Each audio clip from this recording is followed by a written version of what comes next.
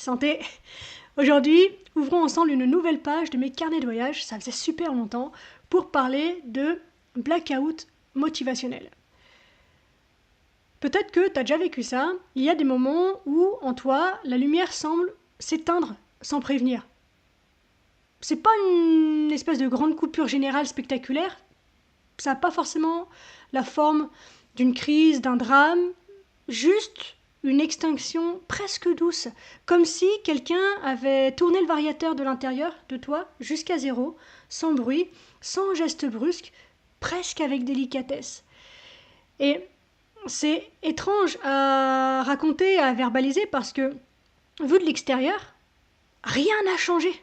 Tu marches, tu manges, tu fais ton taf, tu réponds aux messages, tu continues ta vie, bref, tu fonctionnes, mais dedans, il n'y a plus de mouvement naturel. Il n'y a plus cet élan spontané qui, d'habitude, t'attrape par le col et t'emmène dans tes créations, dans tes passions et dans tes projets. Tu te surprends à regarder ce que tu aimes comme si tu observais un objet posé derrière une vitre. Tu te souviens de l'amour, tu te souviens de la joie, tu te souviens de la vibration, mais ton corps, lui, ne répond plus. Il n'y va pas. Et tu sais parce que tu te connais, tu as fait le taf. Donc tu sais que c'est pas de la flemme. Tu sais que c'est pas du rejet. C'est juste que il n'y a pas d'élan. Et c'est ça, le premier signe du blackout motivationnel. C'est un terme qu'on utilise en psychologie clinique, je ne l'ai pas inventé, pour spécifier et expliciter ces moments spécifiques de nos vies. C'est-à-dire quand même ce que l'on aime ne nous appelle plus et que nous ne savons pas quoi faire de ce silence-là. Donc je pourrais te dire que c'est un passage normal, mais je trouve que ça sonne comme un poster de salle d'attente. Donc je préfère te le dire autrement. Il y a des instants où la vie te retire ses roulettes. Et bien que tu saches marcher, t'as plus envie de lever le pied. Tu restes là, figé dans une sorte d'entre-deux bizarre, pas en souffrance, pas en joie non plus, pas en mouvement, pas en arrêt. Une forme d'espace neutre qui n'a même pas la décence d'être confortable. Si je prends mon exemple, il y a eu un moment où tout s'est éteint. Et étonnamment, c'était pas du tout quand j'étais au plus mal dans ma vie. C'était pas dans la cave, c'était pas dans la rue, c'était pas dans le froid à me demander si j'allais encore tenir une nuit. Pas quand je marchais avec la peur bide et l'hypervigilance vissée dans la nuque. Pas non plus quand je survivais à l'humiliation, au silence des autres, à la faim, à l'absence de droit, à l'absence de toit, à l'absence de regard, à la solitude totale. Toutes ces années-là, j'avançais. Je sais même pas comment, mais j'avançais. Je me dépassais chaque jour parce que j'avais pas le choix. Je rebâtissais mes fondations sur du sable et du courage. Je restais debout parce que tomber signifiait retomber plus bas que ce que j'avais déjà connu. Je me portais à bout de bras sans un centimètre de repos parce que si je relâchais, je pouvais tout perdre. Et paradoxalement, c'est quand tout ça s'est apaisé que la lumière s'est éteinte. Quand j'ai enfin trouvé un toit, quand je n'avais plus faim, quand je n'avais plus froid, quand j'ai atteint cette paix intérieure que j'ai mis des années à construire à la force du cœur, quand Chaussette est partie et que, malgré la peine, quelque chose en moi s'est déposé, quand la survie n'était plus nécessaire, c'est là que pour moi tout s'est arrêté. Donc, à partir de là, que ce soit la carotte, le bâton, l'urgence, la peur, la pression, la peur au bide, le devoir, rien, plus rien ne fonctionnait. Plus rien ne me mobilisait. Comme si tous les ressorts qui m'avaient tenu en mouvement pendant des années s'étaient retirés d'un coup et que mon système nerveux était entré dans une forme de neutralité protectrice. Une mue. Une vraie mue. Et dans cette mue, rien ne sert, y compris ce qui est considéré comme positif. Ni la volonté, ni les routines, ni les outils, ni les discours inspirants, ni les injonctions du type « vas-y, bouge-toi, sors-toi les doigts ». En quelque sorte, je suis devenue hermétique à tout, même à ce que j'aime profondément, même aux outils que je défends, même aux arguments inspirants qu'on me sert depuis des années. Imagine l'impact que tu pourrais avoir, pense à tous ceux que tu pourrais aider, regarde ton histoire, ton parcours, tu pourrais tellement inspirer. Mais j'y ai tellement cru, J'ai tellement tout donné, j'ai tellement espéré que quelque chose s'enclenche, que ce moteur-là n'existe plus. J'y crois plus. J'ai plus de fuel pour ça. C'est-à-dire que les motivations qui viennent de la peur ne fonctionnent plus. Celles qui viennent du manque non plus. Celles qui viennent de la pression, impossible. Celles qui viennent du besoin de prouver, mortes. Celles qui viennent de la blessure, complètement hors service. J'en suis arrivé à un stade où tout le système et le mécanisme d'avant est obsolète. Je ne peux plus me maltraiter pour avancer, je ne peux plus me sacrifier pour exister, je ne peux plus me prouver pour être aimé, je ne peux plus me battre pour être reconnu. Donc oui, je me retrouve parfois à larver devant Netflix, sans panique, sans effondrement, mais sans mouvement non plus. C'est ça, le blackout, le jour où l'ancien monde en toi s'arrête et où le nouveau n'a pas encore totalement commencé. Et là tu te dis, mais alors, pipe et jambe de bois, si je ne suis ni en dépression, ni en burn-out, c'est quoi mon problème? Tu sens qu'il n'y a pas de drame à l'horizon, mais ce calme intérieur n'est pas que apaisant. Il est vide, comme une pièce où quelqu'un aurait tout rangé et oublié de remettre les meubles. Ce moment-là, j'aimerais te le décrire avec assez de précision pour que tu sentes que tu n'es pas un cas isolé, parce que l'identification est ce qui allège la honte, et la honte est ce qui étouffe le plus vite la respiration quand tu traverses un blackout. On croit qu'on devrait aller mieux, ou faire un effort, travailler un peu plus sur soi, élever sa vibration, se secouer un peu, mais rien n'y fait.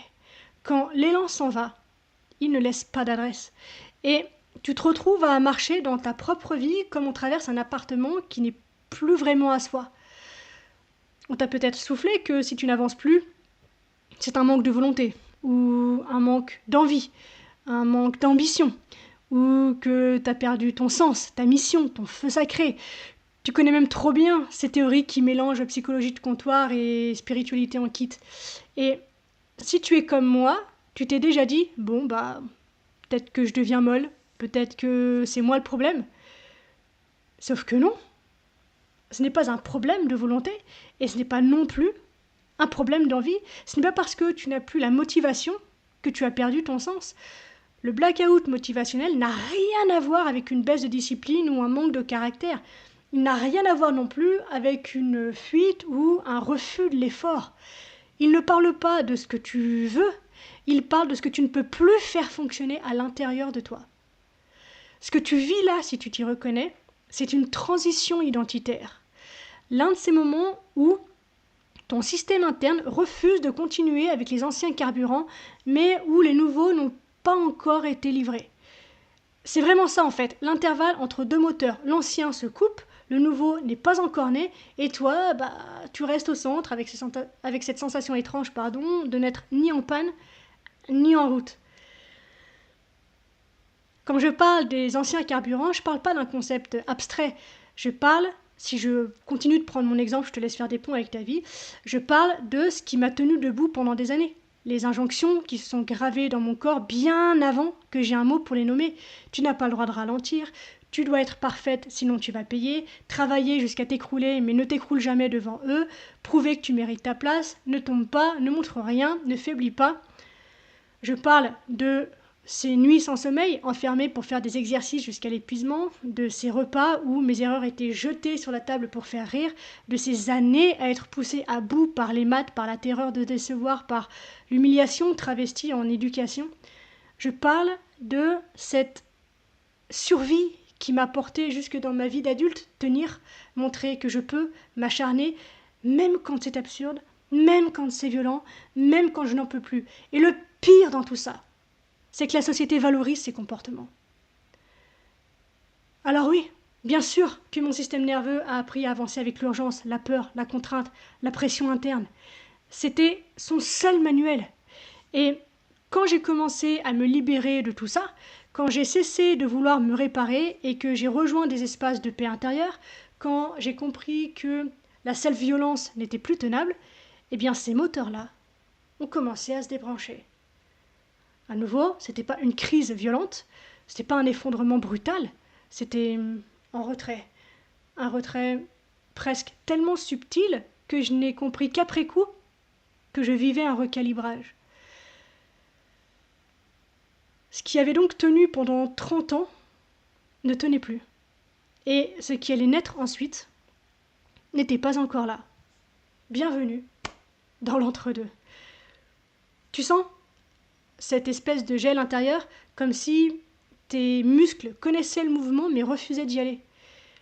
Et j'insiste à nouveau, c'est pas de la fatigue, c'est plus profond, c'est une inertie qui vient de l'intérieur, une espèce de neutralité qui s'installe dans tes tissus. Pendant des années, consciemment ou non, tu as avancé avec des carburants très spécifiques. Donc, je ne vais pas refaire la liste entière parce que ça devient saoulant, mais par exemple, pour moi, c'était l'urgence, la peur de décevoir, le besoin de sécurité, la validation, le « il faut bien y aller sinon ». Tout ça, ce sont des moteurs très efficaces. Certes pas très agréables, mais redoutablement performants pour créer du mouvement. Sauf qu'ils ont un coût. Et s'il y a un domaine où ton corps est incorruptible, c'est dans la facture qu'il te présente quand tu dépasses ses limites. À un moment, même sans crise, sans trauma, sans catastrophe, ton système commence à détacher ses moteurs. Mais le filou ne fait pas le coup d'un coup. Pas en drame non plus, il le fait en retrait donc silencieux.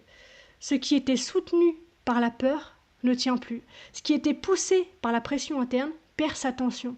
Ce qui était motivé par la validation extérieure ne fait plus vibrer. Et comme rien ne vient immédiatement remplacer ces forces-là, tu te retrouves dans un espace un peu flottant, un vide. Alors c'est pas un vide spirituel, c'est pas un vide existentiel non plus. J'ai envie de parler d'un vide mécanique, un vide presque biologique, une inertie naturelle quand les anciens programmes ne tournent plus et que les nouveaux ne sont pas encore installés. Et ce vide-là donne l'impression que tu n'as plus de prise, que plus rien ne s'accroche, que tu glisses sur ta propre vie comme sur une surface trop lisse. Tu n'as plus de friction interne, plus de tension, plus de polarité, juste un état neutre qui ressemble à un parking vide un dimanche matin. Rien ne te menace, rien ne t'excite, rien ne t'attire particulièrement. Et comme notre culture confond neutralité et dysfonctionnement, tu te persuades petit à petit que tu es cassé, que tu as un problème, que tu es dysfonctionnel. Et pourtant, je t'assure, laisse-moi te le dire, tu ne l'es pas. Hop, je reprends une petite gorgée parce que j'ai la gorge sèche. Je vais te dire une vérité que personne ne t'a peut-être encore dite. Ce blackout, donc, on l'a brièvement évoqué auparavant, c'est un recalibrage. Donc, prends le temps de ressentir ça si tu vis ce genre de période. Ce n'est pas un échec et ce n'est pas non plus une régression. C'est simplement un moment où ton système te protège d'une manière que tu ne comprends pas encore. Il refuse en fait de te laisser continuer avec de la seule violence. Il refuse de t'autoriser à t'arracher à toi-même. Il refuse d'utiliser à nouveau la peur comme carburant. Et tant que tu n'as pas trouvé un moteur plus doux, ton corps ne bougera pas. Non pas pour te punir, pour te freiner ou pour te mettre des bâtons dans les roues, mais pour te préserver. Et comme je le disais plus tôt, ce qui est déstabilisant dans cette expérience, c'est que t'es pas en souffrance, t'es pas au fond du trou, t'es pas en train de sombrer, t'es juste arrêté. Pas bloqué, arrêté. La différence, pour moi, est énorme. C'est un espace où tout se réorganise, même si toi, tu as le sentiment et tu crois ne rien faire. Tu es dans cet espace où l'on attend que quelque chose bascule sans savoir quoi, sans savoir quand. C'est une forme de maturité intérieure, même si ça ressemble à un effondrement. C'est un moment où tu commences à sentir que tu ne peux plus forcer. Tu ne peux plus te pousser. Tu ne peux plus te faire aller. C'est ton corps qui te dit « c'est fini pour moi cette façon-là d'avancer ». Et toi, fort de tes anciennes habitudes, tu ne sais pas encore comment avancer autrement. Donc oui, c'est existentiel, parce que c'est la fin d'un mode de vie, celui où tu étais celui ou celle qui avançait en force, celui ou celle qui faisait preuve de discipline, celui ou celle qui trouvait toujours un moyen de serrer les dents, de se remettre en route, de se motiver, même avec un chewing-gum et un bout de ficelle. Cette version-là de toi était courageuse, elle a survécu à bien des choses, elle t'a porté, souvent seule, mais tu n'es plus elle. Ou du moins, tu ne peux plus l'être comme avant. Et la version qui vient ensuite, tu la connais pas encore. Tu ne sais pas comment elle bouge. Tu ne sais pas ce qui la motive. Tu ne sais pas de quoi est fait son désir. Tout simplement parce qu'elle n'est pas encore arrivée.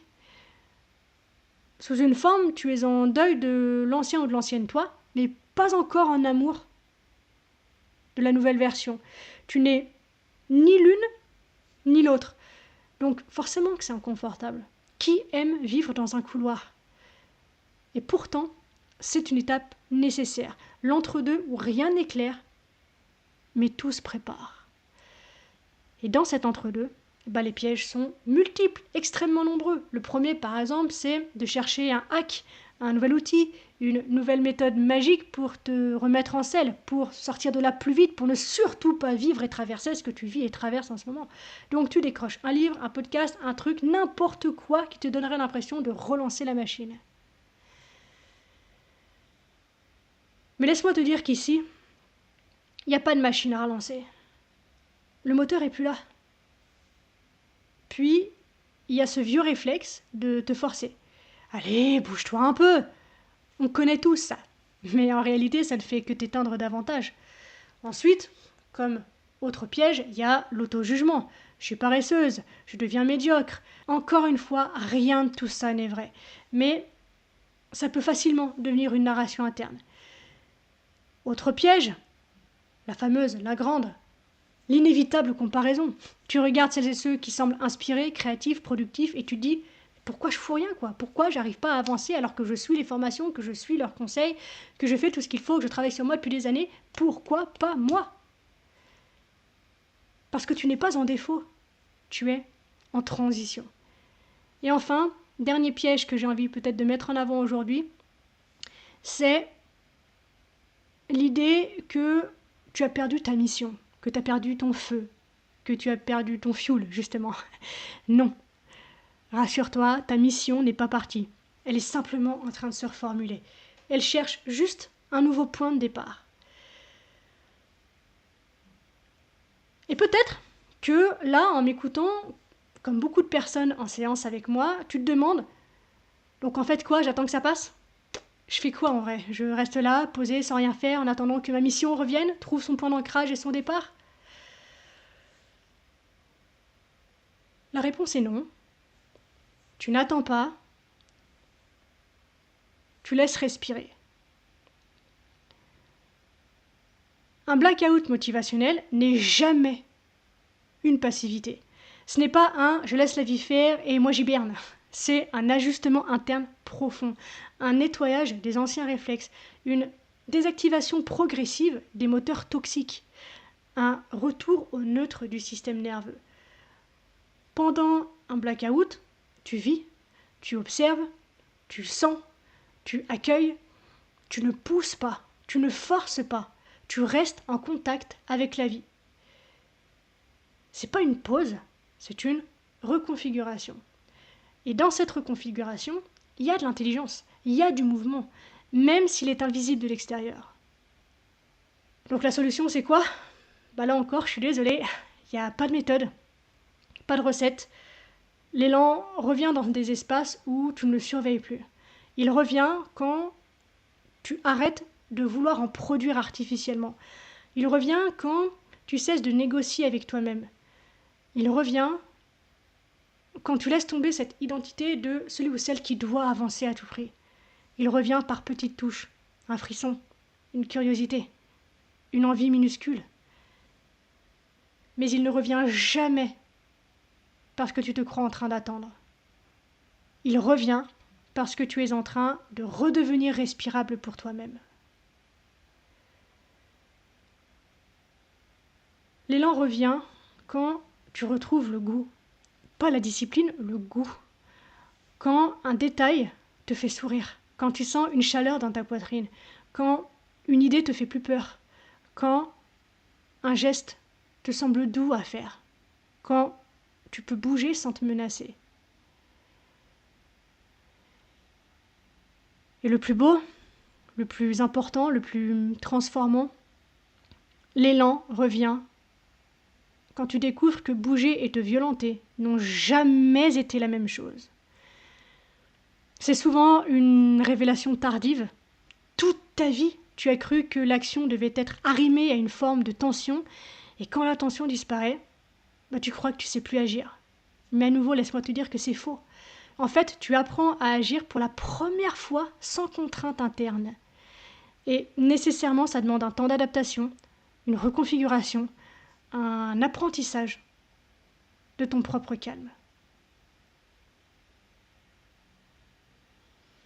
Finalement, une fois que tout ça est posé, il ne reste plus que la conclusion, on arrive à la fin donc de cet épisode, le moment où tu réalises que ce blackout n'est pas la fin d'un chemin. C'est l'aube d'un autre moteur.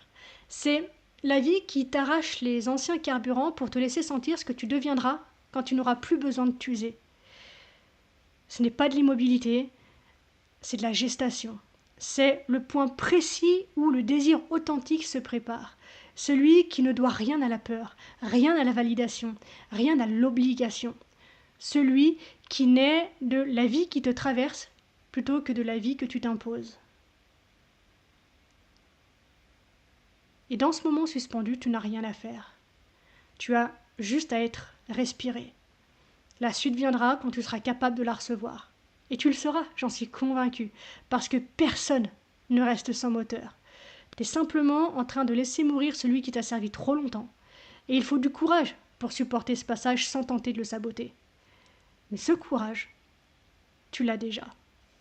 La preuve, t'es encore là.